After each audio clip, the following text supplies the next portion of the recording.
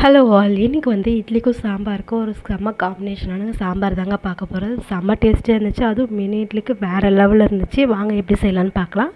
பாசிப்பருப்பு ஒரு கப் எடுத்துக்கோங்க. பூண்டு ஒரு 7லேருந்து 8 பல் எடுத்துக்கோங்க. தக்காளி 3 தக்காளி, கொஞ்சமாக மஞ்சத்தூள், கொஞ்சமாக பெருங்காயத்தூள். இது நல்லா வேக வச்சுக்கோங்க. வேக வச்சு ஒரு பருப்பு சட்டியில் போட்டு நல்லா கடைஞ்சி வச்சுக்கோங்க. அதே கடாயில் வந்து எண்ணெய், கடுகு, வெங்காயம் ஒரு வெங்காயம், பச்சை மிளகா ஒரு 5 பச்சை மிளகா போதும், கருவேப்பிலை.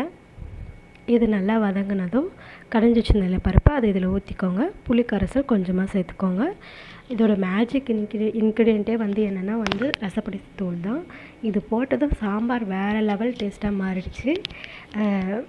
அதுவும் மினி இட்லிக்கு செம்ம அல்டிமேட்டாக இருந்துச்சு. நீங்களும் ட்ரை பண்ணுங்கள். ட்ரை பண்ணிவிட்டு எப்படி இருந்துச்சுன்னு கமெண்ட்டில் சொல்லுங்கள். பிடிச்சிருந்தால் லைக் பண்ணுங்கள், ஷேர் பண்ணுங்கள், சப்ஸ்கிரைப் பண்ணுங்கள். பாய். நல்லா சாப்பிடுங்க, நல்லதே சாப்பிடுங்க.